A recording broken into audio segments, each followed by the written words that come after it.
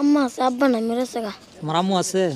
আম্মা আছে, আম্মার জ্বর। সত্যি কি তোমার বাবা মারা গেছে? সত্যি কথা, আমি ছোট আসলাম হ্যাঁ দিন, তাইলে আমার বাবা মারা গেছে। আপনাদেরকে দেখাচ্ছি একটি ছোট্ট একটি ছেলে এখানে বসে রয়েছে স্টেশনে। আমরা তার সাথে কথা বলবো। আসলে ছেলেটিকে মনে হচ্ছে যে চিন্তিত।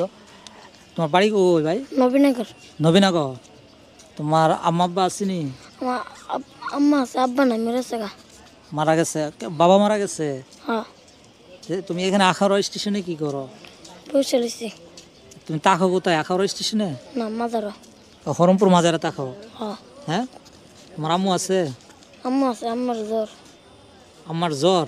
সত্যি কি তোমার বাবা মারা গেছে? বাবা মারা গেছে যে কথাটা কে বলছে? সত্যি কথা, আমি ছোট আসলাম হ্যাঁ দিন, তাইলে আমার বাবা মারা গেছে। ছোট থাকতে তোমার আব্বা মারা গেছে? তোমার আম্মার কাছ থেকে শুনছো নাকি তুমি কিছু জানো? আম্মার থেকে শুনছি। আমার কাছ থেকে শুনছো। মূলত তো এইখানে স্টেশনে আমরা দেখতেছি যে তোমার এইখানে কিন্তু জামা নাই, তারপর বসে রয়েছে, এমন জুতাও নাই। তো এখানে কিভাবে থাকো কিভাবে তুমি স্টেশনে বা হরমপুরে? গরমপুরে থাকি, একটা কম্বল পাইছিলাম, আমি কম্বল দেয়া। একটা কম্বল পাইছো? কে দিয়েছিল কম্বল? কম্বল দিছিল একটা ভাইয়ে। বাইরে দিছিল? কিনে তো শীতের জামা আছে? আছে একটা। একটা আছে, ওইটা কে দিছে? এটা দিয়েছে একটা ভাইয়ে। তো তোমার জুতা কোথায়? আমরা দেখতেছি তোমার জুতা নাই। মূলত জুতা নাই। জুতা নাই? জুতা চুরে নিছে গা। সুরে নিয়ে গেছে? কোথায় থেকে? গরমপুর থেকে। মাজার থেকে? তো মূলত আজকে যদি আমি তোমার কিছু দেই, তুমি নিতে ইচ্ছুক? জুতা কিনা দিলে খুশি? অবশ্যই। শীতের কাপড় লাগবে? শীতের কাপড় লাগবে। হ্যাঁ, একটা। শীতের কাপড় লাগবো। দেখি দাঁড়াও তো, তুমি দাঁড়াও তো দেখি। দোকানে নিয়ে যান, নিয়ে কিনে দিয়ে মূলত তুমি আমার সাথে যা বলতেছো সত্য কথা বলতেছো তো? হ্যাঁ, সত্য নাকি? হ্যাঁ। আসলে মূলত প্যান্টের অবস্থা তেমন একটি ভালো না। তোমার জুতাও নাই না? আচ্ছা ঠিক আছে, আমি তোমাকে এই মুহূর্তে নিয়ে যাব দোকানে। তো তুমি যেটা বলছিলে তোমার আম্মু অসুস্থ বলছিলা, কিভাবে অসুস্থ হয়েছে? আমার ঠান্ডা আসলো তো, ঠান্ডা থেকে আসলে জ্বর উঠতেছে গা। জ্বর উঠছে? তো মূলত তুমি খাবার খাচ্ছ কোথায় এখন? তোমার আম্মু মাজারতে। মাজারে? তোমার আম্মু কি এখন মাজারে আছে? হ্যাঁ। আমরা গেলে পাবো? মাজারে পাবো? যেহেতু মূলত তোমার আম্মুর ওষুধ লাগবে, তুমি কি ওষুধ নিতে চাও আজকে তোমার মার জন্য? আমার কইছে, আমি জনটা কইছে এটা আমি ওষুধ কিনে নিব, আমার জনটা কইব। ওষুধ কিনে নেওয়ার জন্য? আমরা যদি যাই এখন তোমার আম্মুর সাথে দেখা করার জন্য, দেখা করতে পারবো? হ্যাঁ, আমরা যদি গিয়ে তোমার আম্মুর ওষুধ কিনে দেই, আমরা যদি যাই তোমার সাথে, তুমি তোমার আম্মুরে আমাদের সাথে দেখা করতে পারবা? হ্যাঁ। পারবা? তোমার আম্মুর সাথে কথা বলতে পারবো? মূলত ওকে আমি এখন নিয়ে যাচ্ছি আখাউড়াতে। জামা কাপড় যেটা লাগে আমি ওর প্রয়োজনীয় আমি ক্রয় করে দেবো। চলো তুমি আমার সাথে দোকানে যাইবা, ঠিক আছে? তোমার যা যা প্রয়োজন আমি ক্রয় করে দেবো। কিন্তু আঙ্কেল, আপনি তো একজন সচেতন নাগরিক, আপনি এখানে ছিলেন, এই শিশুদের সাথে আমি কথোপকথন করেছি। আসলে ওর সম্পর্কে আপনার মতামত, বা এইসব শিশুরা যারা বস্ত্রহীন প্ল্যাটফর্মে অনেকে আছে, বা এই শিশুটা দেখতেছেন পায়ে জুতা নেই অথচ কাপড়ও নেই, কিন্তু আপনি এই ব্যাপারে কি বলবেন? আমি উদারত আহ্বান করতেছি যে আমাদের ঢাকা থেকে চট্টগ্রাম রেলওয়ের মধ্যে সবচেয়ে আখাউড়া এবং কুমিল্লা রেল স্টেশনে আপনারা যারা বিত্তবান আছেন, প্রচন্ড শীতের সময় সকালবেলা একদিন আইসা দেখেন এই আর্তনাদ, এই মানুষগুলো কি খাইতেছে বা কি পড়তেছে।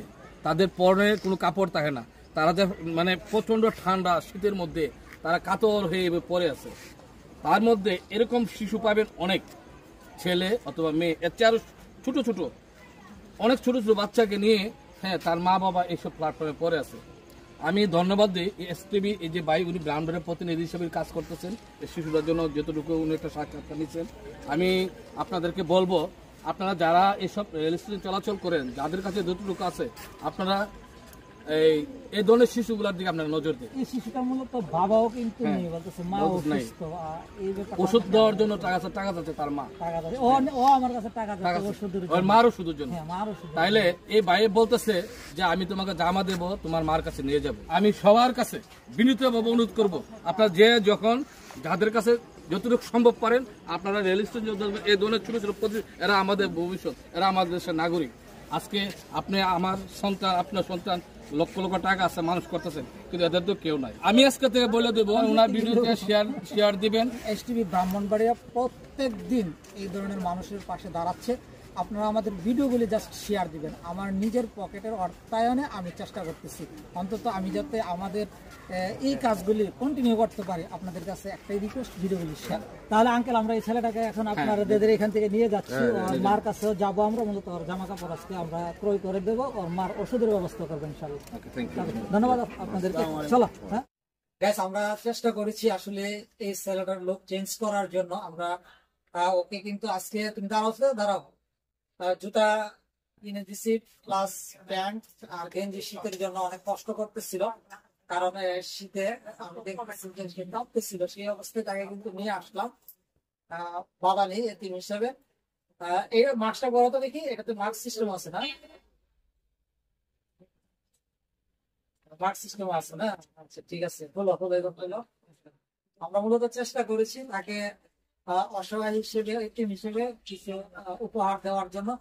মূলত আজকে তুমি নতুন জামা কাপড় পায় তোমার কেমন লাগতেছে? তোমার লুক চেঞ্জ হয়ে গেছে, কেমন লাগতেছে? ভালো লাগতেছে? তুমি খুশি হয়েছো তো? হ্যাঁ ঠিক আছে, তাহলে আমাদের জন্য দোয়া করবা। এই শীতের জামাগুলি কিন্তু তুমি পরবা সবসময়, রাস্তার মধ্যে জুতা পরে হাঁটবা, ঠিক আছে? জুতা না পরলে তোমার ঠান্ডা লাগবে, যেহেতু জুতা তোমার ছিল না, এখন কিন্তু জুতা আছে, সবসময় পরার চেষ্টা করবা, ঠিক আছে? এসটিভি ব্রাহ্মণবাড়িয়া সবসময় চেষ্টা করে প্রতিদিন অসহায় মানুষের জন্য কিছু না কিছু করার জন্য। যদি আমাদের পাশে থাকেন, স্বপ্ন দেখি আরো বড় আকারে কিছু করার। ভালো থাকবেন, সুস্থ থাকবেন। এসটিভি ব্রাহ্মণবাড়িয়া।